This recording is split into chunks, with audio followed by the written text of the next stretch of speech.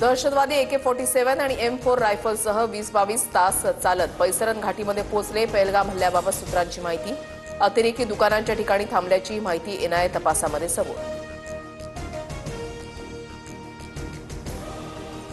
पाकव्याप्त काश्मीरमधील लॉन्च पॅडवरून दहशतवाद्यांना हटवतानाचा व्हिडिओ समोर। पाकिस्तानी सैन्याकडून पीओकेमध्ये रेकी। व्हिडिओ TV9च्या हाती।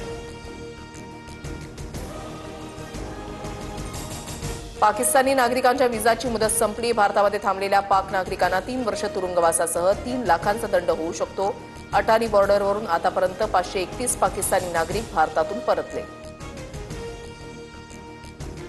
भारताच्या ॲक्शननंतर पाकिस्तान घाबरला। पाकिस्तानी सरकारकडून सर्व रेल्वे स्टेशनची जबाबदारी सैन्याकडे। रेल्वे मंत्री हनीफ अब्बासची माहिती। हत्यारं आणण्यासाठी पाकिस्तानी रेल्वेचा वापर करणार।